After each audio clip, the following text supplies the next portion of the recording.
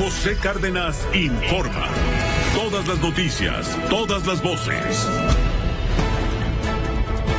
¿Qué tal? ¿Cómo le va? Muy buenas tardes. Hoy es el viernes 13 de mayo. Viernes 13. Bueno, es peor el martes 13, ¿no? Para los supersticiosos, pero en fin, viernes 13. Los saludo a nombre de todo el equipo que hace posible esta emisión informativa cotidiana de Grupo Fórmula Noticias. Óscar Holguín, ¿cómo te va? Buena tarde. Muy buenas tardes, Pepe, a ti y a los amigos del auditorio, y nos toca saludar al equipo de los rudos. José Luis Arévalo e Isaac Morán en la coordinación de información. Francisco Rosales coordinando contenidos. La producción está a cargo de Charlie Pérez y Juan Carlos Martínez. Coordinación de entrevistas, Héctor García Vega y Adrián Moscoso. Claudia Medina en la asistencia general, y desde luego nuestro agradecimiento a Uno TV por todas las facilidades para la producción de esta emisión informativa de Grupo Fórmula. Gracias, Óscar. José Luis Arévalo, tú tienes las noticias importantes en pocas palabras. Adelante. Muchas gracias, muy buenas tardes. Devani fue abusada y asesinada. Así lo revela la segunda necropsia ordenada por la familia. La Fiscalía de Nuevo León apuntaba a un accidente. Habrá tercera necropsia. El presidente promete cero impunidad y justicia luego de reunirse con los padres de la joven. No fue desliz haber dicho que debe cuidarse la vida de criminales, responde el presidente López Obrador.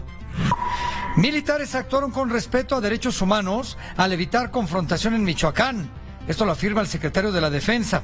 Esa estrategia de seguridad evita matanzas, agrega el presidente. Pide Andrés Manuel López Obrador trato humanitario para el Bronco y hacer a un lado la sospecha de venganza política. Le mando un abrazo.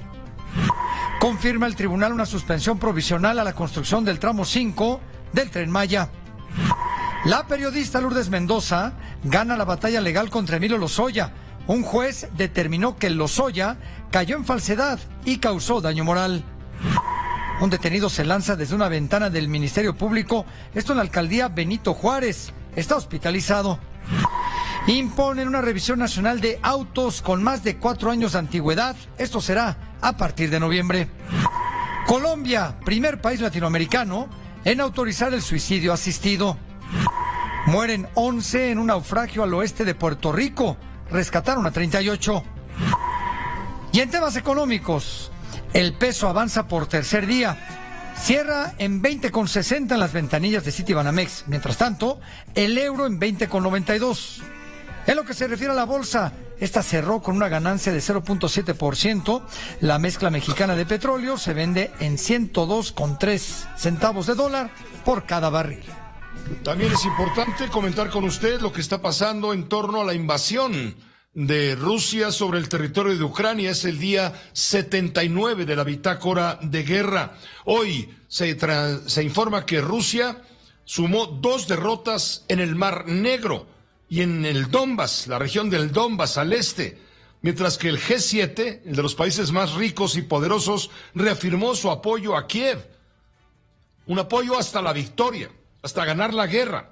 En tanto, desde mañana, Rusia cortará la energía eléctrica a Finlandia, toda vez que el gobierno de esa nación nórdica pretende incorporarse desde mañana a la Organización del Tratado del Atlántico del Norte. Bueno, desde mañana será pública, pues, la decisión de esta incorporación. Luego ya vendrán los protocolos de incorporación. Y al respecto, el presidente Joe Biden de Estados Unidos hoy habló con los líderes precisamente de Finlandia y también de Suecia para expresarles su apoyo y darles la bienvenida a la Alianza Atlántica de Occidente. En Israel, hoy hubo violencia. Había una marcha multitudinaria a la cual acudieron miles de palestinos, una marcha fúnebre para protestar por la muerte de la periodista palestina asesinada por Israel, la periodista de la cadena Al Jazeera. La policía intervino, arremetió contra esta muchedumbre de dolientes durante el funeral de Shirin Abu Akleh, la periodista. La policía llegó, como ve usted en la imagen, si nos sigue por la televisión, por Telefórmula, la policía llegó, golpeó a los manifestantes con garrotes y, bueno, pues se cayó brevemente el ataúd. Los que llevaban el ataúd lo dejaron caer al piso, precisamente por la acción policial. La represión se produjo durante una rara muestra de nacionalismo palestino en Jerusalén Oriental, la parte de la ciudad que Israel capturó en 1967 y que los palestinos reclaman como capital de un futuro Estado.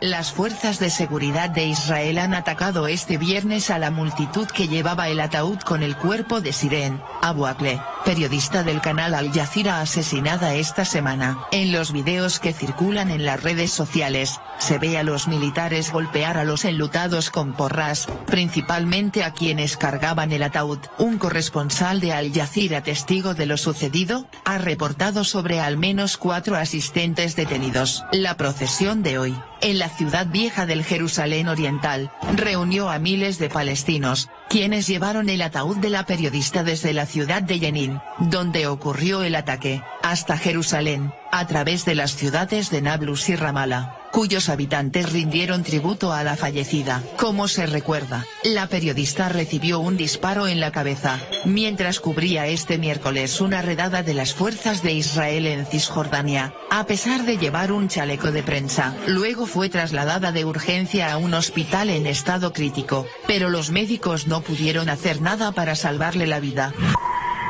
Está muy tensa la situación entre judíos y palestinos a consecuencia de este hecho, por supuesto, lamentable.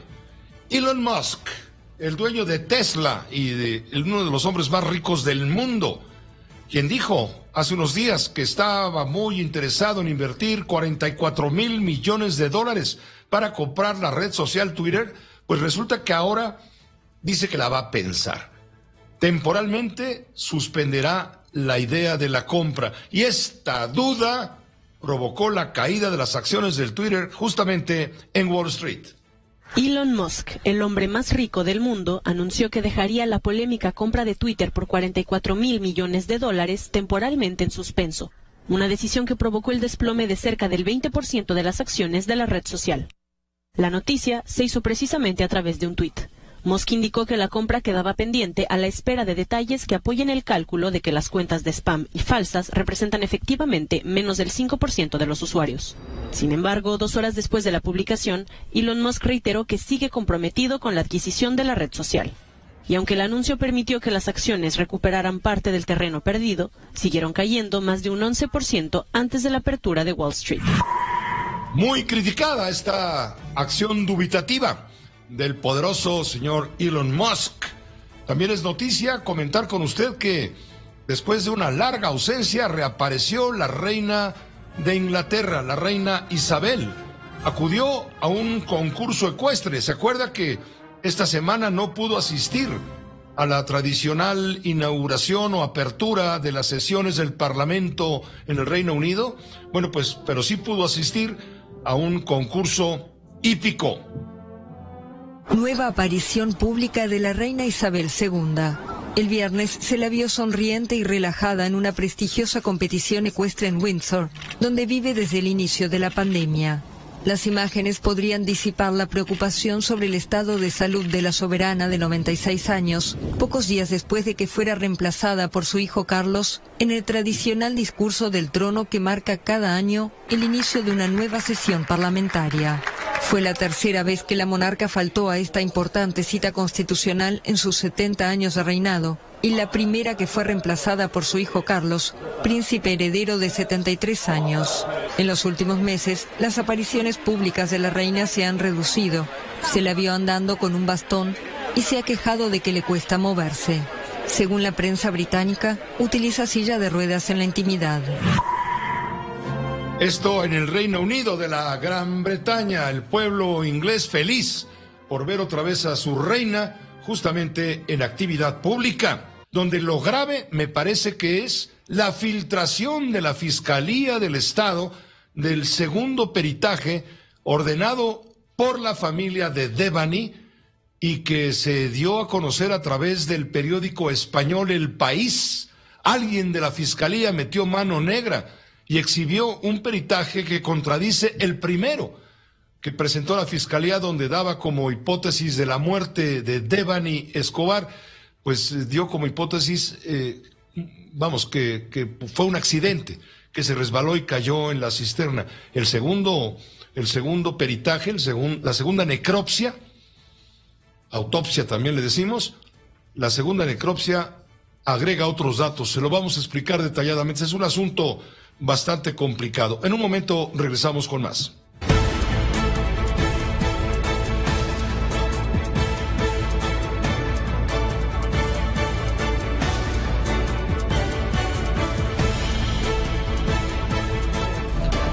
José Cárdenas informa. Todas las noticias, todas las voces.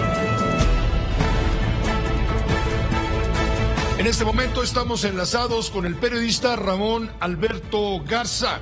Él es director general de Código Magenta, una de las páginas de internet, del espacio virtual más consultada sin duda, con mayor prestigio, y le agradezco mucho tener la gentileza de comentar algunos asuntos que tienen que ver con el caso Devani, que no termina de cerrarse. Ramón Alberto, antes que nada, gracias. Nos acaba de mandar Ramón Alberto una fotografía apenas, en donde aparece el gobernador del estado, Samuel García, estrechando la mano y pelándole los dientes al fiscal general con el que tuvo una confrontación bastante severa, toda vez que el fiscal de justicia de Nuevo León lo acusó al gobernador de estar aprovechándose del caso Devani y del caso de Yolanda Martínez para efectos políticos. En fin, Ramón Alberto, tú estás ahorita en el eje, en el centro de gravedad noticioso por el caso Devani, a partir de que anoche, ya tarde,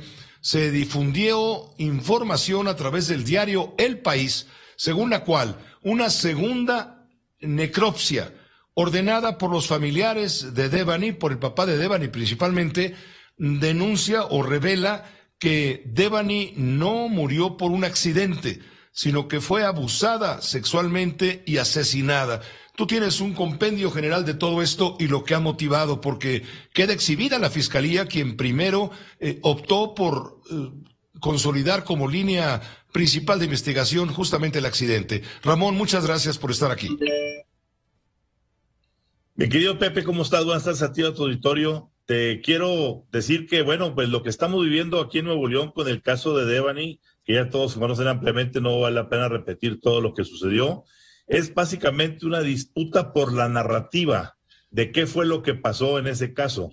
Y esa narrativa, hay dos visiones. La visión del gobernador, que tiene la urgencia de descalificar el feminicidio. El gobernador no quiere que esto sea... Se ha insistido en que esto no es un feminicidio, que fue un accidente de ella que se cayó en la famosa cisterna, y la familia que insiste en el asesinato tras la violación. Es decir, un crimen, un feminicidio, como tantos que ha habido últimamente en Nuevo León, segundo estado con feminicidios ahorita del país.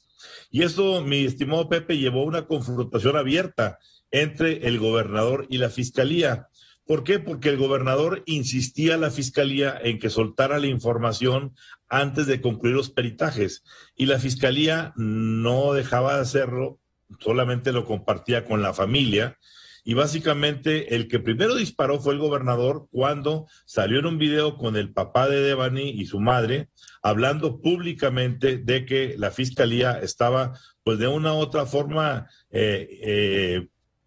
interrumpiendo las investigaciones, manipulándolas quizá, y ese disparo primero, pues fue respondido por el fiscal con un disparo de su parte, donde él salió a básicamente pintar la raya, decir, pues yo soy fiscalía independiente y no estoy mediatizando el caso, no es justo que se esté usando la familia de Devani para sacarla a TikTok, a Instagram, a las redes sociales para lucrar políticamente con el caso.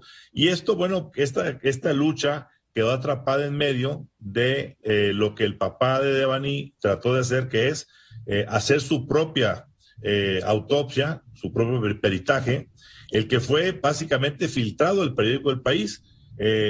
Absurdamente estuvo diciendo que se le filtró a la reportera Susana Oresti. No, Susana lo tomó del País. El País fue que filtró la información, y básicamente lo que dice es que ahí sí hubo violencia, violación, hay marcas fundamentales en las partes cercanas a las partes íntimas de Devani en relación a forcejeos, a moretones, etcétera.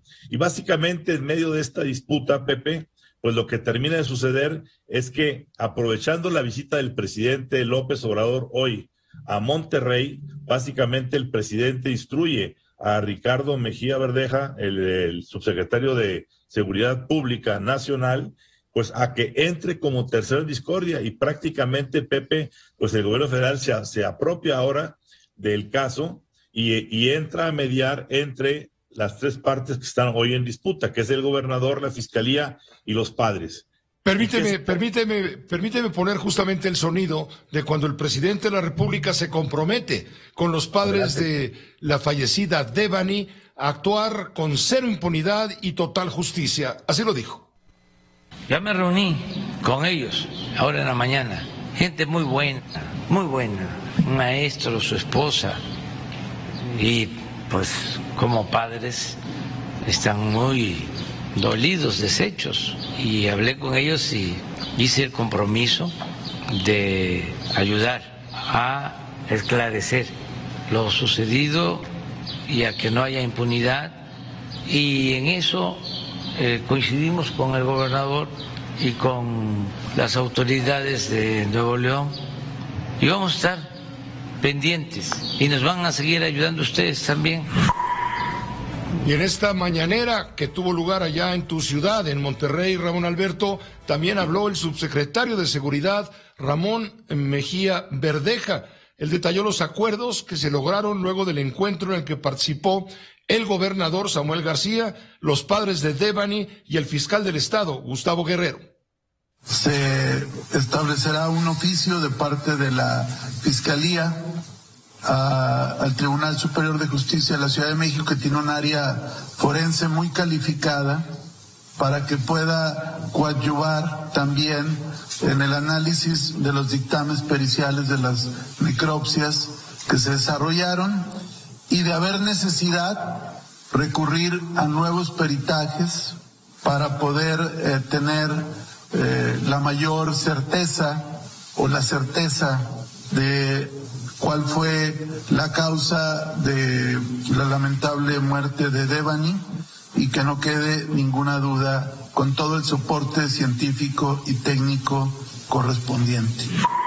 Esto dijo Mejía Verdeja, Raúl Alberto, y anoche el papá de Devani, Mario Escobar, el profesor Escobar, estaba furioso porque la fiscalía filtró la información del contenido de la segunda autopsia al diario español El País. Te pongo una parte de lo que dijo Mejía Verdeja, te digo, montado en cólera.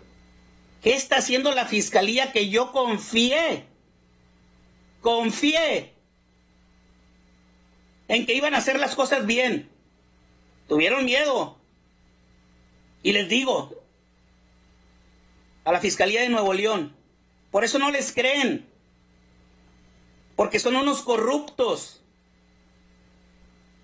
La palabra corrupción, y exijo al presidente Andrés Manuel López Obrador, que mañana voy a ir a verlo y a saludarlo, exijo que se maneje esa palabra aquí en Nuevo León. Corrupción. Nadie creía en esa palabra, pero esto es corrupción en todos los niveles. El fiscal reconoció, porque yo lo sé, reconoció que es un mugrero su necropsia, sin estudios como un posible feminicidio, ni estudios periciales de vísceras, de sangre, pruebas toxicológicas y periciales relativos a un estudio serio de necropsia del cuerpo de mi hija. Esos estudios que no hicieron, histopatológicos y estudios concernientes a protocolos relativos a feminicidio, así como estudios de toxicología, ADN, semen y de alcohol. Yo quiero la verdad. Y si en esa verdad tiene que caer más gente, que caiga, porque estamos hartos, estamos cansados de tanta corrupción. Como dijo una vez un buen amigo, las escaleras se limpian de arriba hacia abajo y hay que sacar la basura. Esto es parte de lo que decía anoche el padre de Devani, el profesor Mario Escobar. Ramón Alberto, sí, se encendió el fuego en todo esto a partir de lo que es un hecho, la filtración.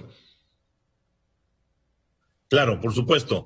A ver, yo creo que aquí lo que se tiene como dado por hecho es que la Fiscalía admitió en su momento que sí se equivocó, y tan admitió el fiscal que se equivocó, que cesó a los dos vicefiscales, a los dos titulares del área de desaparecidos y de secuestros, por las malas operaciones que hicieron en las investigaciones. Dicho eso, lo que el fiscal ha estado pidiendo es el tiempo para completar todos esos periciales de los que habla el papá de Devani, y creo que aquí, Pepe, estamos enfrascados en una lucha que ya brincó al terreno político. ¿Por qué al político? Porque hay lecturas de que se está buscando desde el gobierno del Estado cambiar al fiscal independiente. Es decir, una cosa similar a la que vivimos a nivel nacional en el caso casi de Gertz Manero, de la disputa que se dio entre Julio Scherer, Gertz Manero y acá en Nuevo León, a su proporción, se está dando eso precisamente por lo que te decía al principio, en la narrativa. Y aquí es muy importante, Pepe, una conclusión de fondo. Mientras el gobierno de Nuevo León no acepte que el problema real es que tenemos una gran trata de personas en Nuevo León, donde campean personajes del crimen organizado, que ya hacen grandes negocios, no solamente con políticos y con personajes del sistema judicial, sino también con empresarios juniors que hacen sus fiestas en quintas, que llevan jovencitas para lucrar con ellas y para, pues básicamente meterlas ahí a rings de trata de personas y demás, que es lo que presuntamente estaban tratando dos amigas de introducir a Devani. Mientras no se acepte eso, mientras se insiste en que no hay feminicidios, como suele ocurrir a nivel federal, de que aquí no pasa nada, no vamos a poder llegar a la verdad. Ojalá, qué bueno que entró Ricardo Mejía, qué bueno que el gobierno federal se esté en discordia, qué bueno que el gobernador y el fiscal se hayan dado la mano. A nadie conviene que haya una confrontación, lo que sí queremos es la verdad. Ciertamente va a haber colaboración, entiendo, va a haber colaboración de las autoridades de la Ciudad de México. El Tribunal Superior de Justicia va a revisar la necropsia de Devani. El gobierno formalizará el apoyo en ese sentido. ¿Para qué? Para despejar estas dudas lo más pronto posible. El caso es que el gobierno de Nuevo León, a cargo de Samuel García, está de cabeza por este caso y por el de Yolanda en menor proporción. Así es. Mientras no se acepte la realidad, Pepe, trata de personas a gran escala en Nuevo León, con crimen organizado, políticos y empresarios, esto no va a salir. Es el ángulo político al que tú te refieres, que tiene, por supuesto, esa narrativa también. Muchas gracias, Ramón Alberto, como siempre, por tu magnífica y generosa disposición con la audiencia de Grupo Fórmula. Te abrazo con el afecto de siempre, querido Pepe. Igualmente, es recíproco. Hasta pronto. El periodista Ramón Alberto Garza, director del portal Código Magenta, uno de los más creíbles, por supuesto, en la prensa nacional electrónica y, por supuesto, allá en la ciudad de Monterrey. Está en la línea telefónica Elena Reina. Ella es periodista del diario español El País, corresponsal en México. Ella fue la que publicó la información que causó, le digo, el escándalo anoche ya tarde, y que hoy se discutió con el presidente de la República sobre la segunda autopsia, el contenido de la segunda necropsia al cuerpo de Devani, que contradice la primera autopsia. Elena, de antemano, gracias. Permítenos saludarte aquí en Grupo Fórmula. Hola, buenas tardes. Muchas gracias a vosotros. Gracias, Elena. Bueno, pues la primera pregunta obligada. ¿Cómo te llega o cómo le llega al país la información que ha sido una bomba desde anoche? Bueno, no puedo contestar esa pregunta, Pepe. Un periodista nunca revela sus fuentes. Es obvio. Pero vamos, es que el papá dice que esto fue una filtración de la Fiscalía. Respetamos, por supuesto, el anonimato de la fuente, pero supongo que tú fuiste la primera sorprendida. Bueno, sí, claro. ¿Por lo que dijo papá te refieres o por qué? Por el contenido de la autopsia, donde por el contenido. Claro, a eso me refiero. Ya. Sí, bueno, el contenido, claro, una vez que vas leyendo la autopsia, vas pensando, ¿por qué esto no lo han dicho antes, no? Eso es, yo creo, que la pregunta. ¿Por qué esto, que es una información tan fundamental y que realmente pues ayuda a entender un poquito más de lo que sucedió aquella noche, no se ha dado a conocer? Y sobre todo después de habérselo preguntado a las autoridades en reiteradas ocasiones durante las ruedas de prensa. Muchos compañeros lo han hecho antes y las autoridades, teniendo este informe en la mano, contestaron que no había información. Entonces esto ayudó a sostener una hipótesis que nunca cerraron, es cierto, pero que tampoco la descartaron, que era la del accidente. Y realmente esto era muy importante saber que Devani fue asesinada, según lo dice un médico forense, y además sufrió abuso sexual. Por tanto, creo que esto se acerca a la verdad de lo que pasó aquella noche, pero todavía falta mucho trabajo, ¿no? ¿Qué es todo lo que dice básicamente el documento? Que recibió un golpe que fue mortal antes incluso de haber caído dentro de la cisterna, que sufrió abuso sexual. ¿Qué dice a grandes rasgos, no? Sí, dice 3 cosas muy importantes, porque además es muy claro el forense en esto.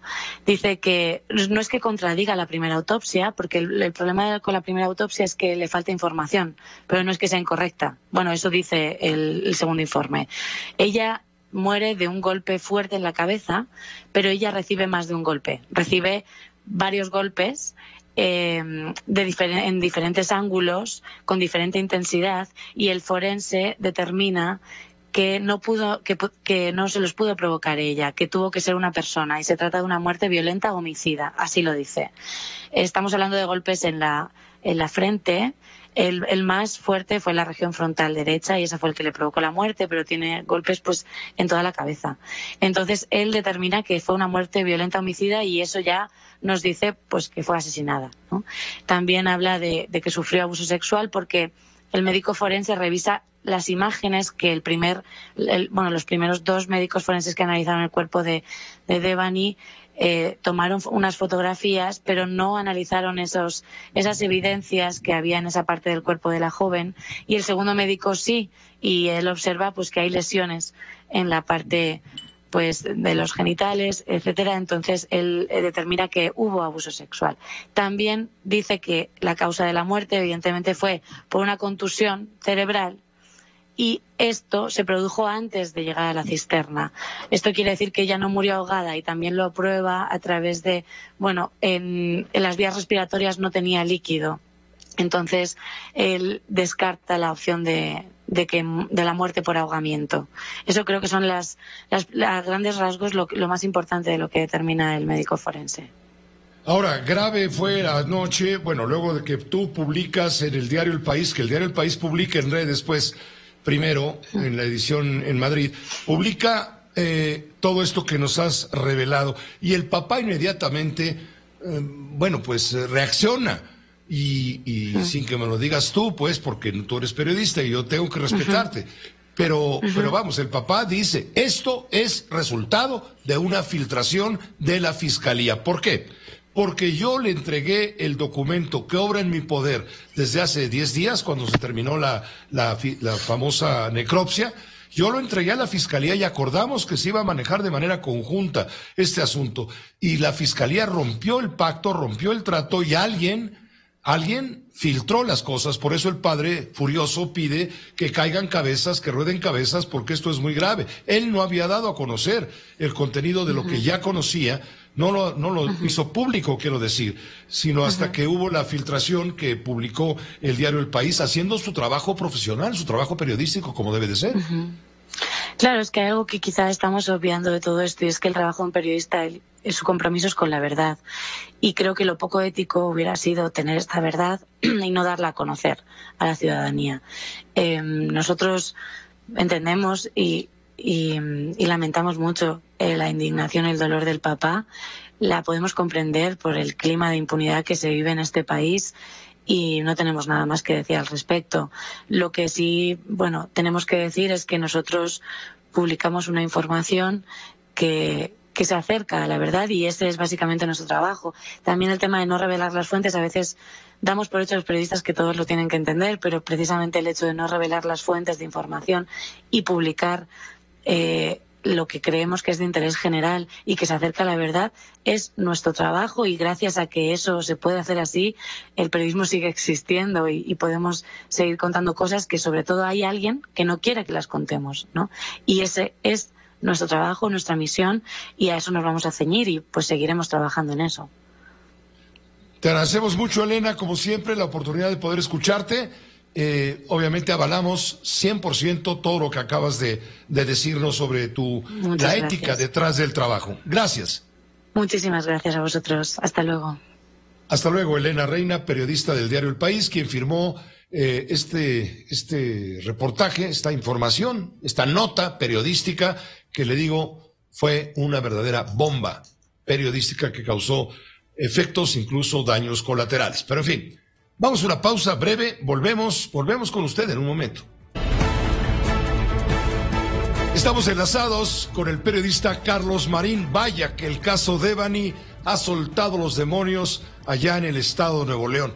Eso y lo que dijo el presidente de proteger a las bandas criminales ha causado verdaderamente un escándalo. Yo le quiero preguntar primero a Carlos, ¿qué opina de lo que comentábamos hace un instante con la periodista española que nos dijo, obviamente no puedo revelar mis fuentes, pero efectivamente pues obtuvimos esa información, creemos que es verdadera y como tal avalamos y la dimos a conocer? Y explotó la bomba, explotó el papá, explotó todo el mundo.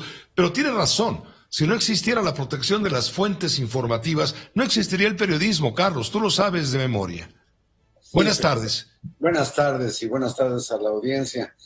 Mira, es parte del trabajo de quienes nos dedicamos a este oficio, pues tratar de conseguir la más sólida información y la más novedosa sobre los casos que más importan al público. Y creo que la periodista y su periódico hicieron lo que en rigor procede, porque ¿qué haces teniendo una información tan valiosa y luego en un caso tan polémico en que se dan pues inclusive enfrentamientos como el que tuvo el fiscal de Nuevo León con el gobernador o viceversa, y luego se vuelve todavía más importante con la terciada que da en este caso el gobierno federal? Pues porque siendo tan difícil decir yo tengo la verdad, pues es obligación de los periodistas dar el mayor número de elementos, digamos, verosímiles para que el público norme criterio. Y como te dijo la reportera, pues no podían comerse esa información y no tengo la menor duda de que se aseguraron de que no fuera un invento, una volada, esa segunda opinión. Por fortuna, Pepe, quienes nos dedicamos al periodismo, sabemos de esas reglas y ni siquiera ante autoridades ministeriales o judiciales tenemos por qué decir de qué manera obtuvimos tal o cual información.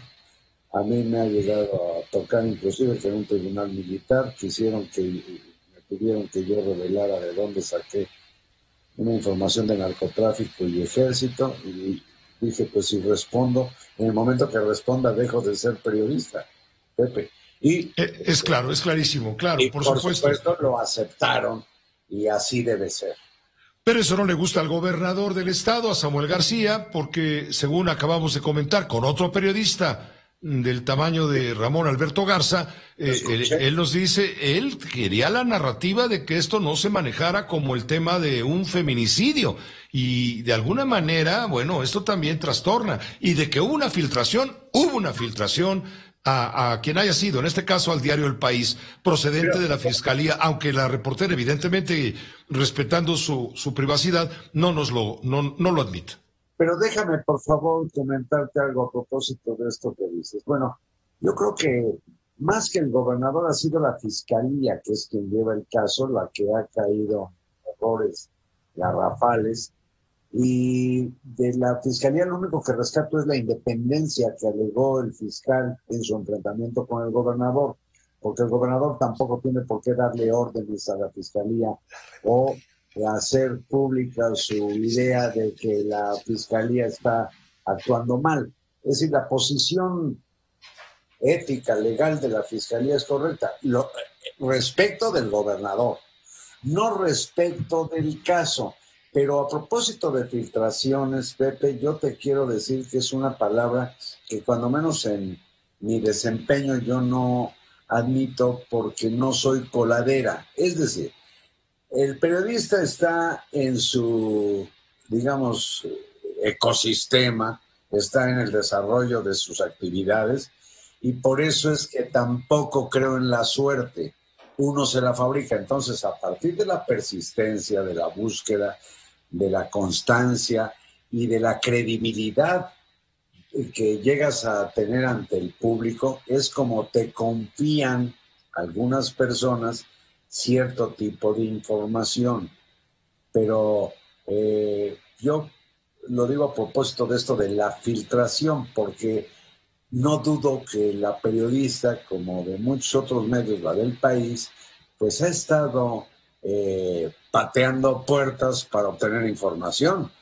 De pronto, se da que prospera ese afán, ese ímpetu vital del periodismo, que es tratar de tener información, porque si no, pues con suerte ese documento hubiera sido dado a conocer por un medio desconocido, por una periodista prácticamente anónima o quién sabe qué, o sale como muchas otras cosas, quizás no de la misma importancia, en el vecindario cibernético, de una manera poco rastreable o verificable, que ves que funden ahí informaciones falsas.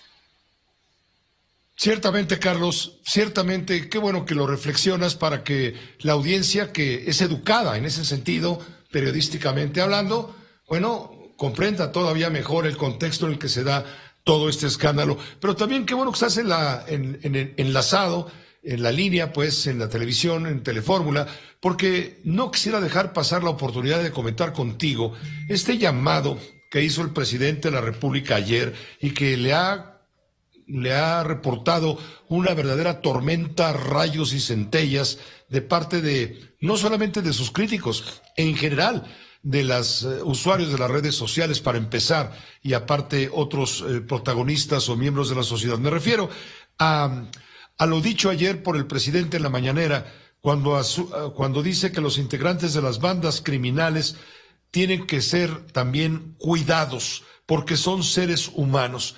Y lo dice en un momento en donde hoy, por cierto, repitió, no, estamos en el mejor de los mundos posibles y me da un orgullo que esto suceda, porque hay que defender la vida de los seres humanos, buenos, malos. ¿Cómo lo ves, Carlos? ¿Cómo la ves? Pepe, el presidente, no sabes qué pena me da, tiene un problema conceptual o de conceptualización muy delicado. Lo de que los delincuentes son humanos, pues es una obviedad, vaya, como que el agua es húmeda. Sí, claro, son seres humanos y a cualquier persona deben, digamos, considerársele y respetársele sus derechos. Eso está fuera de discusión. Nadie ha dicho que no sean humanos o de que los asesinen, o como él llega a decir, que los maten en caliente. No, aquí el problema es mucho más profundo, porque el presidente se equivoca rotundamente al decir que él cuida de los integrantes de las Fuerzas Armadas y cuida de los integrantes de las bandas criminales. ¿Por qué está perdido ahí el presidente? Porque nadie lo eligió para que ande de cuidador de nadie. Es decir, el presidente no es custodio de nadie, porque si fuera Así, pues no se le habría exigido, como mandata la Constitución, una única responsabilidad: cumplir y hacer cumplir la Constitución y las leyes, Pepe. Eso ya deriva en una legislación y en instituciones que tienen que procurar, digamos, el cuidado de la sociedad toda. Pero cuando él dice que está cuidando a las Fuerzas Armadas, no, pues de veras, es imposible que él esté cuidando. Eso es una mentira. Pero es que es un error presidencial esa narrativa, porque entiendo que a los criminales no se les protege. Tampoco nadie quiere que los mate el Estado. No se les protege, se les juzga. Bueno, a los delincuentes se les persigue y se les juzga. Instruye un juicio y de acuerdo con la civilización, ¿verdad? Respetando sus derechos, su presunción de inocencia, todo lo que se quiera. Y fíjate, sí hay una figura en el servicio público que protege a probables y seguros delincuentes. ¿Sabes quiénes son, Pepe? Lo debe saber la audiencia. Los jueces. En cuanto los acusados son puestos bajo la custodia de los juzgados, en cuanto consignan a un prisionero el Ministerio Público, ese prisionero pasa a ser protegido por el juez. Es decir, el juez tiene que garantizar no solamente que esté provisional o durante mucho tiempo en la cárcel, sino que se le dé de comer, se le dé medicina, se le procure, se le respeten los derechos a que tiene en su calidad de preso, de presunto o de sentenciado como culpable. Ahí se da esa figura de protección, pero con lo que dijo el presidente, que entraña un problema terrible con una palabra que se llama honor. ¿Dónde está el honor militar? Tú imagínate que el comandante supremo de las Fuerzas Armadas llama a que sobre la mentira de que el presidente cuida también a los delincuentes.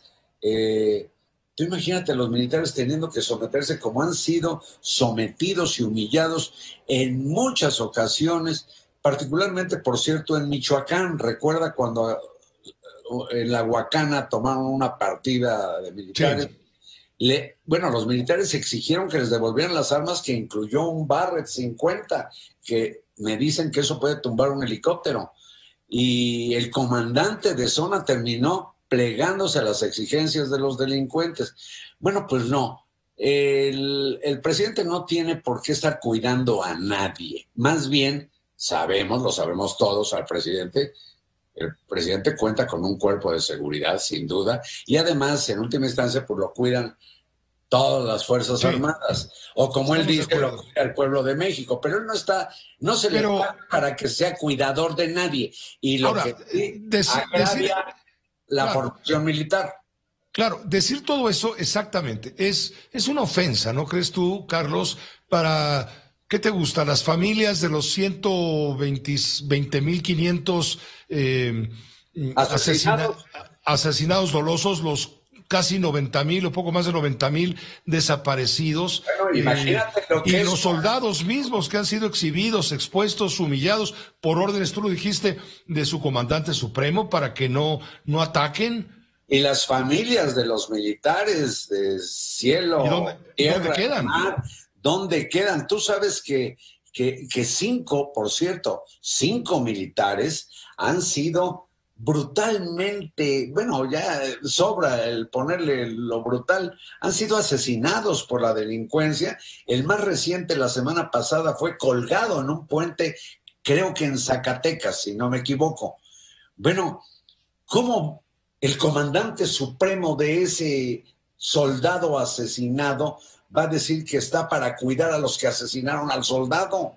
Eso contraviene todo. Yo hoy publiqué algo, a ver si no, en la Escuela Superior de Guerra, el Colegio de la Defensa, el Colegio Militar, pues a este paso que incorporen materias como, por ejemplo, fuga, sometimiento, besos, abrazos, y que les quiten el entrenamiento en las armas, Pepe, para que en lugar de balazos, pues ellos se dobleguen ante los criminales y los acribillen a abrazos. Es verdaderamente descocado lo que ha dicho el presidente, y yo lamento mucho que además lo haya reiterado al día siguiente, o sea, esta mañana. Gracias, Carlos. Gracias por este apunte, este comentario. Que estés muy bien. Buen fin de semana. Igualmente, Pepe. Buenas noches. Gracias. Buenas noches. Los demonios andan sueltos. Carlos Marín, periodista. Comentamos más información importante después de una pausa. Estamos enlazados, permítame, en este momento con la periodista, muy querida periodista Lourdes Mendoza. Ella es columnista del periódico El Financiero, escribe Sobremesa los lunes, los miércoles y hoy viernes, y también es comentarista de ADN 40 y una larga trayectoria en los medios de comunicación. Hemos coincidido en varios de ellos. Le agradezco a Lourdes que nos permita entrar en contacto, porque hoy Lourdes es noticia. Logró lo que no ha logrado nadie más: ganarle una demanda a Emilio Lozoya Austin, el exdirector de Petróleos Mexicanos, encarcelado por una gran cantidad de delitos que tienen que ver con haber recibido dinero sucio de Odebrecht, que tiene que ver con la venta de la empresa Agronitrogenados a un sobreprecio, en fin. Lourdes Mendoza fue la que sacó la foto aquella famosa del restaurante Hunan en Las Lomas, cuando Emilio Lozoya estaba comiendo pato laqueado, y zúmbale, fue tal el escándalo que lo metieron al tambo en serio, y de ahí por el momento no sale. Pues hoy le ganó una demanda, Lourdes. Muchos saludos, gracias por permitirnos este contacto. Explícanos qué pasó. Estabas demandada por él y le ganaste. ¿Cómo estás, Pepe? Muy buenas tardes. Como siempre es un placer y muchas gracias por abrirme los micrófonos. Pues mira, ¿te acuerdas que el señor Emilio Lozoya decide hacer una denuncia y casualmente se filtra el 19 de agosto del 2020? Y yo era una de las éramos 17 implicados, ¿no? Que todos habíamos recibido miles de millones de pesos, y que la reforma energética de Enrique Peña Nieto se había podido nada más aprobar por el dinero, el cochupo de Odebrecht.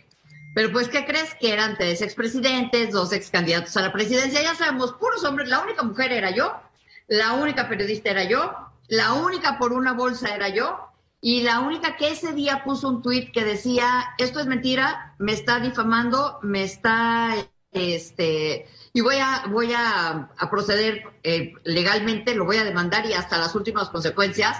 Y me tardé 1 año 9 meses, pero hoy tuve mi primera sentencia, y el juez dijo que Emilio Lozoya o había mentido o no había podido probar los dichos en esa denuncia sobre mi persona. Y entonces que me había causado un daño moral y que tiene 5 días para resarcir el daño, y le puso un daño de 500,000 pesos. 500,000 pesos habrá de pagarte Emilio Lozoya como reparación del daño. ¿Qué vas a hacer con ese dineral? Desde el día 1 que puse la demanda, avisé que yo no quería, que yo no lo estaba demandando por el dinero. Evidentemente, como es un daño, o sea, es un daño civil, es un tribunal civil, como se paga estos delitos o como se pagan estas demandas es con dinero. Y yo lo que claramente dije es que yo no iba por el dinero, yo iba por limpiar mi nombre, yo iba por ser una periodista responsable, por limpiar, o sea, por quitarlo el mugrero que me había hecho, y que ese dinero lo iba a donar, lo que me dieran, a la estancia infantil de niños y niñas de la ciudad, de la PROCU, que está aquí en la Ciudad de México. Ahí va a ir a dar ese dinero que vas a recibir a más tardar en 5 días, ordenó el juez, como reparación del daño, porque fue un daño moral. Esta denuncia tuvo origen en lo que estás explicando, ¿no? Aquella filtración de una declaración de Emilio Lozoya ante la Fiscalía General de la República, donde dijo que a petición de Luis Videgaray, entonces secretario de Hacienda, te regalaron una bolsa de la marca Chanel con la intención de que hablaras bien del extitular de Relaciones Exteriores de Luis Videgaray, y por ello entablaste una demanda, te entablaron una demanda para defender, tú entablaste una demanda para defender tu nombre, tu reputación, tu patrimonio, y donarías cualquier indemnización económica que llegaras a obtener. Ya se concedió, le ganaste la demanda a un criminal confeso y ahora vas a tener ese dinero para donarlo, como nos acabas de decir. Como bien dices, a ver, vienen todavía 2 instancias más. Seguramente ellos van a apelar la decisión, porque ellos lo que están diciendo es que, ¿qué crees? Que yo no debo de, que Emilio Lozoya no me causó el daño moral, que quien me lo que causó fue la Fiscalía y los medios de comunicación, que porque ellos fueron los que filtran la información a la Fiscalía y los medios la que lo retoman. Y pues yo le digo, pues no, el que mintió fue Emilio Lozoya. El que dijo las mentiras fue Emilio Lozoya, el que se tiene que hacer responsable de sus actos, pues es Emilio Lozoya. ¿Y qué crees? Hace como 1 mes y medio, la Fiscalía acusa ya directamente a Emilio Lozoya de ser el único beneficiario del dinero de la corrupción de Odebrecht. Y entonces, hoy, hace 15 días, fui a ratificarle, Pepe, otra denuncia, ahora por falsedad en declaraciones. Ese delito se persigue de oficio, yo ya le puse otra denuncia y ya la ratifiqué y ya está abierta la carpeta de investigación. Pues te vas a volver rica con tantas denuncias y no, eso se paga con cárcel. Eso se paga con cárcel. Era una broma, nada más, una broma pesada, dadas las circunstancias. Pues te agradezco mucho, Lourdes Mendoza, el haber comentado todo esto con la audiencia de Grupo Fórmula. Lograste lo que no ha logrado la Fiscalía General de la República. Lograste ganarle a Emilio Lozoya un juicio. Logré evidenciarlo, no nada más como el criminal confeso que es, sino como un vulgar ladrón. Gracias, que estés bien, Lourdes Mendoza, gusto en saludarte. Igualmente, gracias, Pepe. Hasta luego, buenas noches. Es Lourdes Mendoza, ella es periodista peñalosa, ella es columnista del periódico El Financiero y también colabora con ADN Canal 40 y es nuestra amiga también aquí en este espacio. Vámonos a una pausa breve, volvemos con usted. Lo obtenido, lo ganado por la periodista Lourdes Mendoza en su pleito con Emilio Lozoya, pues es fruto de la perseverancia y también del valor de la periodista. Ella fue la que sacó la foto aquella que exhibió a Emilio Lozoya estando en, digamos, una especie de arresto domiciliario. Lo exhibió cenando plácidamente con amigos en un lujoso restaurante de las Lomas de Chapultepec y eso calentó los ánimos y fue a dar al bote donde no ha salido, pero esa es otra historia. Enhorabuena por Lourdes y su esfuerzo y su ejemplo. Tenemos el contacto en este momento a Washington. Allá se encuentra mi amigo, el maestro Jesús Silva Herzog Márquez, profesor de la Escuela de Gobierno del TEC de Monterrey, y con él queremos comentar el tema de la semana a modo internacional para México, es el tema de la Cumbre de las Américas convocada para celebrarse los primeros días de junio, el 6 de junio próximo en Los Ángeles, a la cual dice el presidente, no voy aunque me inviten, si no invitan también a Cuba, Nicaragua y a Venezuela. Vaya asunto del que hemos estado hablando toda la semana también. Jesús, ¿cómo te va? Muy buenas noches en Washington. Hola, Pepe, buenas noches. Pues sí, me parece un tema muy, muy interesante, Pepe. Creo que en México nos hemos concentrado sobre todo en las declaraciones del presidente, que son pues un poco la desembocadura de su gira por Centroamérica y por Cuba. Pero creo que también es importante darse cuenta de la repercusión que ha tenido en Washington, en la política norteamericana, porque pues sí se percibe que este vacío que podría hacerle el presidente López Obrador a la cumbre de Los Ángeles podría tener un efecto francamente devastador para la cumbre, para este evento que sería el gran evento del presidente Biden de su política hemisférica. Y que empieza a sumar voces discordantes. Lo que ha trascendido pues es que el presidente Bolsonaro también está dudando en hacer sus maletas para ir a la cumbre de las Américas, que hay otros mandatarios que igualmente, como el presidente López Obrador, ponen como condición de su asistencia el que se convoque a todos los países, independientemente del régimen político que tengan.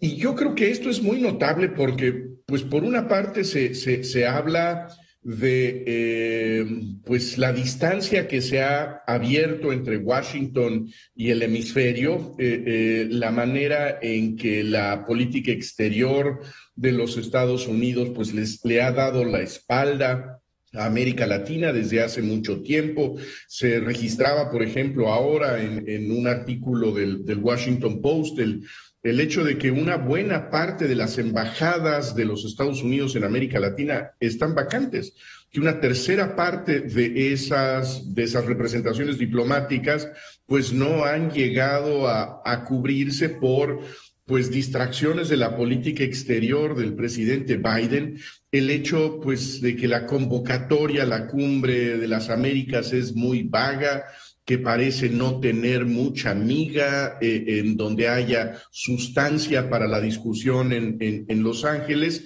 y también el hecho, pues, de que para muchos países de América Latina, en términos económicos, desairar a la gran potencia de los Estados Unidos ya no es tan inconcebible como lo habría sido hace algunos años y desde luego hace algunas décadas. Muchos de los países del continente tienen ya como su primer fuente de inversiones no al gobierno o no a la economía norteamericana, a los Estados Unidos, sino a China. Y en ese sentido, pues sí, creo que es un golpe el que le dio el presidente López Obrador a la política exterior de Biden, un golpe muy severo, en donde pues parece que se está desfondando que iba a ser el gran evento de la política continental del presidente Biden, ya con el reloj avanzando y con pocas semanas para que esto pueda concretarse en términos de agenda, en términos pues de recuperación de esos vínculos un poco desatendidos. Y la definición crucial, que es la definición de a quién se cruzan las invitaciones. Entonces, bueno, creo, Pepe, que más allá de lo que haya sido la declaración del presidente López Obrador de esta semana, la verdad es que sí pegó y pegó muy duro esta posición del presidente López Obrador, porque pues ha generado esta especie de desbandada frente a la invitación del presidente de los Estados Unidos. Y te apuesto que Estados Unidos, el anfitrión, no va a invitar a Cuba, Nicaragua y a Venezuela, pésele a quien le pese, con las consecuencias que tú quieras. ¿Por qué? Porque en la carta que mueve el espíritu de la cumbre, de esta reunión Cumbre de las Américas, está justamente el invitar a los países que respetan la democracia.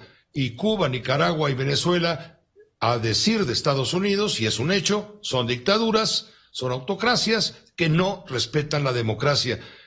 Y yo creo que coincido contigo, creo que todas las señales indican al hecho de que no será una invitación general a todos los países. Eso lo dijo recientemente el propio subsecretario de Estado, pero la decisión está en la oficina del presidente Biden, y yo creo que habrá que esperar. Porque sí ha sido realmente un golpe severo el que dio el presidente López Obrador, porque pega, me parece que donde duele. Pues gracias Jesús, como siempre, por tu comentario. Gracias, Pepe, un abrazo. Igualmente para ti, muy buenas noches allá en la capital de los Estados Unidos. Aquí en México, José Luis Arévalo tiene más noticias importantes. José Luis. Así es, Pepe. Bueno, ya venían varias semanas que se hablaba de este tema sobre una nueva revisión en los automóviles, además de la verificación a la que estamos acostumbrados. Bueno, pues quieren que se haga una revisión con aquellos autos de más de 4 años de antigüedad. Esto va a ser a partir de noviembre. Los detalles con Juan Antonio Jiménez. Juan Antonio. Gracias, José Luis. Muy buenas tardes, noches. A partir del próximo mes de noviembre, todos los autos del país con más de 4 años de antigüedad deberán de cumplir con una verificación de condiciones físico-mecánicas. Según la norma oficial mexicana 236, publicada el pasado 3 de mayo, la revisión obligatoria es para garantizar la seguridad de las unidades y reducir el número de los accidentes. Las inspecciones se deberán realizar cada 2 años, desde los 4 hasta los 9 años de antigüedad del vehículo y anualmente ya que superan los 10 años. La nueva norma señala que se revisarán los sistemas de dirección, suspensión, frenos e iluminación, entre otros. La aplicación estará a cargo de los gobiernos federal y local, que serán los encargados de emitir los lineamientos para determinar los programas de inspección y los criterios de operación de acuerdo con el texto de la norma. Una de las consideraciones es que aquellos organismos autorizados para realizar la verificación mantengan un expediente digital con el historial del vehículo y por lo menos las últimas 2 revisiones. Dicha inspección aplica para vehículos con un peso que no supere los 3.897 kilos y se realizará cada 2 años a partir del 4º año de la compra y hasta el 9º. Una vez superados los 10 años será anualmente. También hay que destacar que la Industria Nacional de Autopartes, organismo en el que participó en la elaboración de esta norma, explicó que esta función es de manera similar a la de emisión de contaminantes. Si te agarra un agente de tránsito, entonces te podrá incluso llevar hasta el corralón. Es el reporte que les tengo. Bueno, pues ahí está el tema que ya tenía varias semanas en el tintero y se quería aclarar si realmente se iba a llevar a cabo.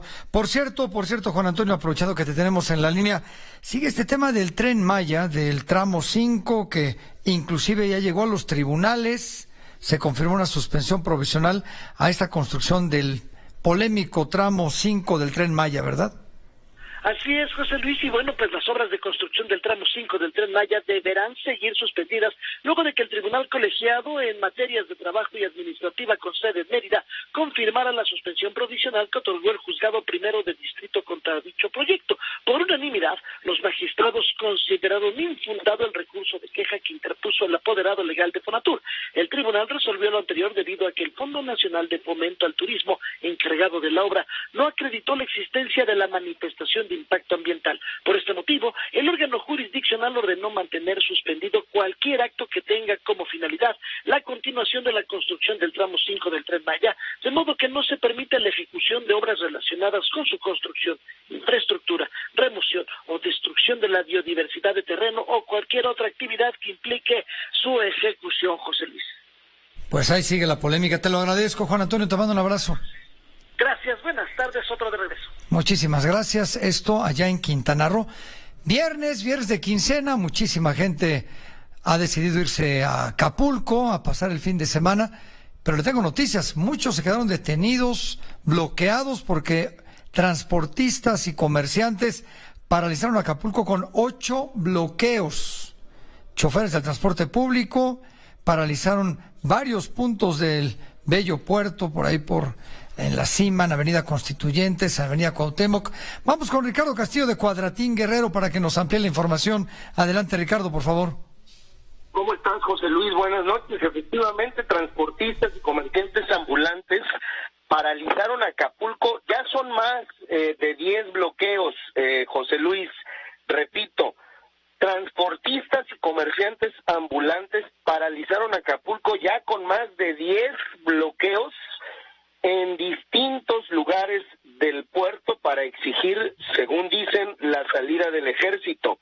Los bloqueos comenzaron después de las 3 de la tarde en una impresionante demostración de poder al cerrar las principales avenidas como la Costera Miguel Alemán, la Avenida Cuauhtémoc, Constituyentes, los bulevares Vicente Guerrero y Lázaro Cárdenas, en las carreteras de La Cima, Cayaco, Puerto Marqués, la caseta de la venta de la autopista del Sol, por donde se entra a esta ciudad. En la mayoría de los sitios, José Luis, mantienen atravesados camiones urbanos y taxis, y en algunos quemaron llantas. Hay mucho tráfico pesado, hay caos, hay desesperación por toda la ciudad, pero los inconformes no precisan a qué obedece su protesta y solo portan pancartas para exigir que se vayan los militares. José Luis, esta es la información del caos que en estos momentos, en el comienzo del fin de semana, como lo has dicho, está viviendo el puerto de Acapulco ante, pues, la mirada solamente de las autoridades. Gracias Ricardo Castillo de Cuadratín Guerrero por esta información. También le comento a usted que Arturo Herrera, él fue el secretario de Hacienda, ¿se acuerda? Bueno, pues después de Carlos Ursúa renunció a los 6 meses de iniciar el gobierno del presidente López Obrador. Entró al quite a encargarse de la Secretaría de Hacienda Arturo Herrera. Después, inexplicablemente, a mediados del año pasado, el presidente le dijo que se preparara porque se iba a encargar de ser el gobernador del Banco de México y dejó de ser secretario de Hacienda y ascendió Ramírez de la O, Rogelio Ramírez de la O. Bueno, pues Arturo Herrera se refugió en la universidad, nunca llegó al Banco de México y ahora la noticia es que el Banco Mundial lo ha nombrado nuevo director global de gobierno de esa institución. Esto lo dio a conocer Gerardo Esquivel, el subgobernador del Banco de México, quien desde luego se congratuló con la noticia.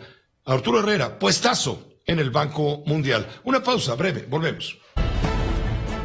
Antes de enlazarnos con el periodista Rafael Cardona, permítame contacto con Leopoldo Espejel. Hay un problema de cierre en la carretera México-Pachuca en dirección a la Ciudad de México. Leopoldo, ¿de qué se trata? Adelante, buenas noches.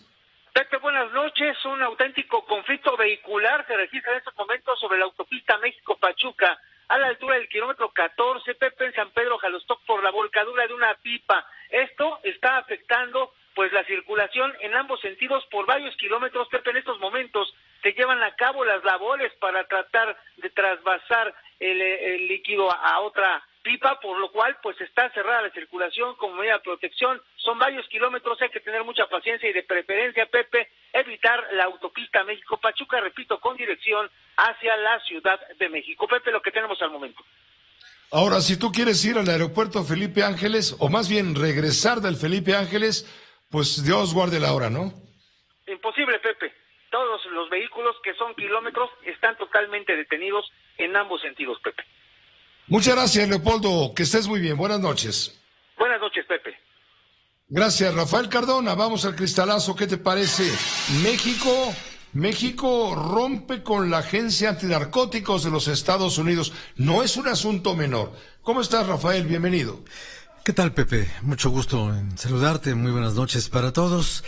Pues mira, Pepe, hay un elemento muy interesante en la relación entre México y Estados Unidos que tiene que ver profundamente con la seguridad de México, o si tú quieres decirlo de otra manera, con la inseguridad de México.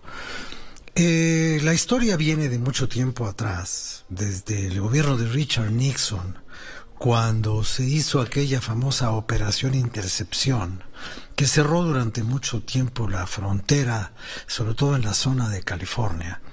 Y entonces parte de ese endurecimiento de la política americana se solucionó aceptando los mexicanos la Operación Cóndor, que es el principio de la militarización de la lucha contra el narcotráfico.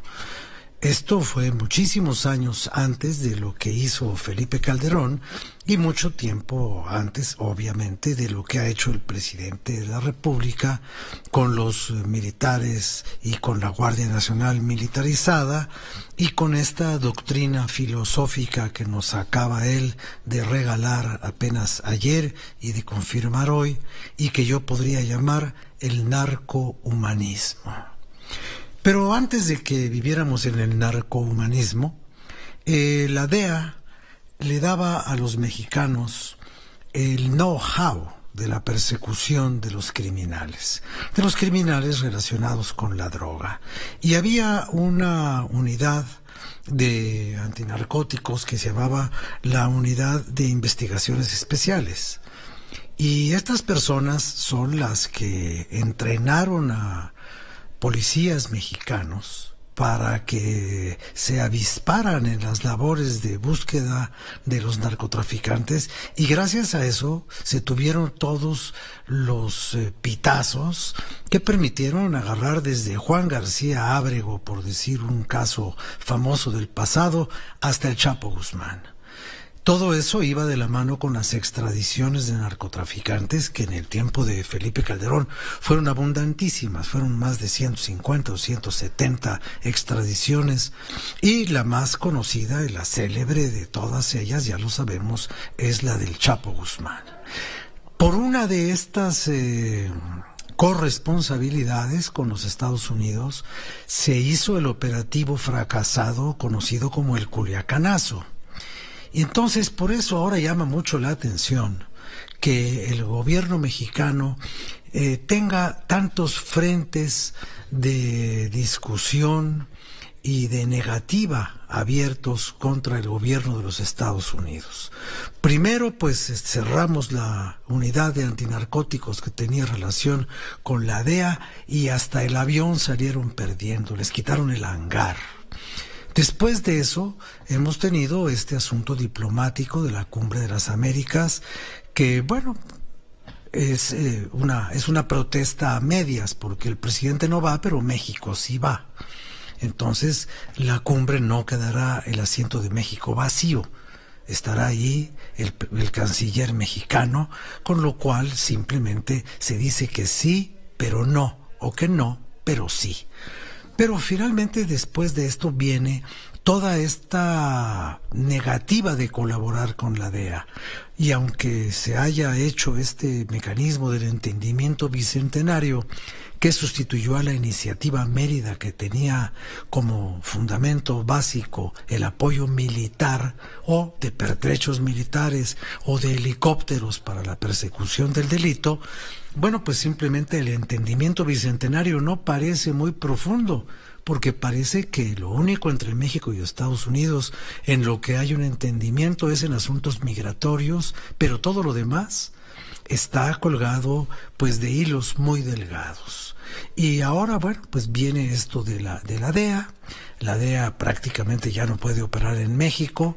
Todo este divorcio surgió por la pifia que cometió la DEA con la detención del exsecretario de la Defensa, el señor general Salvador Cienfuegos, a quien los mexicanos rescataron como si fuera nuestro Private Ryan. Bueno, pues así fueron por él y se lo trajeron a México y lo llevaron hasta la inauguración del aeropuerto Felipe Ángeles. ¿Qué va a pasar con la lucha antinarcóticos si no se tiene la inteligencia de la DEA, que supuestamente era la única organización que no estaba penetrada por la corrupción? No lo sabemos. No lo sabemos, pero no sabemos tampoco qué va a pasar con otros agentes americanos de agricultura, de la CIA, de armas, de tabaco, de los agregados comerciales, en una relación que está sufriendo graves puntos de tensión, que México simplemente los ejerce y tira de las cuerdas, alegando la independencia y la soberanía nacionales, mientras en otras áreas, como la reforma eléctrica, la presión de los Estados Unidos ayudó a que los diputados mexicanos echaran abajo uno de los proyectos dorados del presidente de la República. Yo no sé cuál va a ser la consecuencia final, pero si, como dijo Jesús Silva Herzog hace un rato, esta negativa del presidente de ir a la cumbre ha sido un golpe que les ha dolido a los americanos, yo hubiera querido que mejor no lo entendieran como un golpe, porque ellos están acostumbrados a devolver los golpes y no vaya a ser que por la diferencia de peso y estatura nos vaya a ir peor que al Canelo. Gracias Rafael Cardona. Justamente el cierre es el que viene al caso. Que estés muy bien, hasta pronto. Gracias, que no le vaya a ir como al Canelo. No, como al Canelo le está yendo a Claudia Sheinbaum por el asunto de la línea 12, del colapso de la línea 12, pero luego hablamos de eso. Una pausa. José Cárdenas informa. Guerra en Ucrania. De la información llegada desde aquella zona del planeta donde está el foco de la tensión por la invasión rusa en el territorio ucraniano, destaca informar a usted que el presidente de Estados Unidos, Joe Biden, se comunicó con los líderes de Suecia y Finlandia para expresarles su apoyo a la política de puertas abiertas de la OTAN. ¿Sabe usted que Finlandia y Suecia piden su incorporación a la Organización del Tratado del Atlántico del Norte, la Alianza Militar de Occidente, dadas las condiciones y circunstancias de Rusia? Esto lo está viendo Rusia con mucho temor, sabiendo que es una amenaza, desde luego, para sus planes. Tenemos el contacto con Armando Guzmán hasta Washington. Armando, muy buenas noches. Adelante, bienvenido. ¿Qué tal, Pepe? Esta mañana hablé con una amiga que tengo en Finlandia. Vive en Helsinki, es chilena y trabaja para una aerolínea. Y le hablé precisamente porque quería saber cuál es el sentir de la gente y cómo están reaccionando a toda esta inscripción en la Organización del Tratado del Atlántico Norte. Finlandia se estará uniendo a la OTAN en cuanto haya un voto en el Parlamento, y de 200 votos, me decía mi amiga, podrían ser hasta 180 los que votaran a favor de integrarse a la OTAN. Este es un cambio significativo porque durante mucho tiempo Finlandia quiso mantenerse aislada y quiso mantenerse lejos de Rusia. Rusia la invadió en los años 40 y muchos finlandeses todavía se acuerdan de este tipo de cosas y entonces no quieren saber nada o no querían saber nada de todo esto. Sin embargo, ahora lo están viendo distinto y lo están viendo como protección, porque una vez que pertenezcan a la Organización del Tratado del Atlántico Norte, cualquier tipo de venganza armada que tratara de hacer Rusia en contra de ellos, respondería toda la organización. Entonces, es importante recordar que Finlandia y Rusia tienen una frontera de más de 1.300 kilómetros de longitud y es una frontera en tierra. Entonces, todo esto, si Putin estaba invadiendo a Ucrania para evitar que se acercara la OTAN a Rusia, bueno, lo único que consiguió es exactamente lo contrario, porque no solamente es Finlandia, sino también podría ser Suecia. Y el voto en Finlandia debía ser en el Parlamento, me dicen, a principios de la próxima semana. Te decía que el voto va a ser alto. Y esto es un cambio también con Suecia, porque Suecia durante mucho tiempo también pensó que era mejor quedarse a las márgenes de cualquier conflicto político o militar. Así, ahora todos los países escandinavos, aunque son 7 oficialmente, de ellos 5 pertenecerían a la Organización del Tratado del Atlántico Norte. Desde Finlandia hasta Dinamarca, Suecia, Islandia y Noruega. Y entonces todos estos países se convierten ahora en los más cercanos junto a Rusia. Si Putin estaba tratando de obtener ventaja de todo esto, lo único que hizo fue obtener lo contrario. Ahora, le preguntaba yo a mi amiga si había tranquilidad en la calle, precisamente porque las amenazas de Rusia en cuanto a tomar acciones armadas en contra de Finlandia, ella me dice que la gente está tranquila y que las cosas están funcionando como todos los días. Y una cosa más, el ejército finlandés tiene ya experiencia trabajando con los ejércitos de la OTAN. ¿Te acuerdas? Ellos han estado participando no solamente en Irak, en Afganistán, en Kosovo, en Líbano, en Bosnia. En todos estos han participado con los ejércitos de la OTAN y tienen prácticas con ellos constantemente, entonces están familiarizados con la forma en la que todo esto se desarrolla. Ahí lo tienes, es un desarrollo importante, podría tener consecuencias que no anticipamos hasta hoy, serán muy graves, aunque si esto llegara a ocurrir, entonces atacar a un miembro de la OTAN sería atacar a todos y esto nos llevaría a una conflagración y algo inimaginable. Pero bueno, ahí es en donde estamos esta noche. Pepe. Gracias, Armando. Sí, el único país de la OTAN, miembro de la OTAN, que se opone a la incorporación de Finlandia y de Suecia a esta alianza occidental, esta alianza militar, sería Turquía. Pero en fin, aquí las cosas importantes así llegan. Vamos a una pausa muy breve. Tenemos más noticias al cierre después de corte. Bueno, les tenemos más información relacionada a temas de salud, porque la jefa de gobierno, Claudia Sheinbaum, anunció que el próximo jueves va a iniciar la vacunación para niñas y niños de 12 años en adelante, por lo que darán mayores detalles el lunes. Dijo que también comenzará la aplicación de dosis para la población en general, que incluye también a los que aún no se han vacunado. La mandataria señaló que el lunes el director general de Gobierno Digital, Eduardo Clark, dará todos los detalles sobre la dosis y las sedes donde se van a aplicar estas vacunas. Así que bueno, pues ahí tiene usted esta información. Lo que sí ha puesto en alerta a muchos es el tema de la hepatitis. Ya en Tamaulipas se está analizando un posible caso de hepatitis aguda grave en un menor de edad. Según información que nos llega de allá del estado, hay un caso que está en estudio.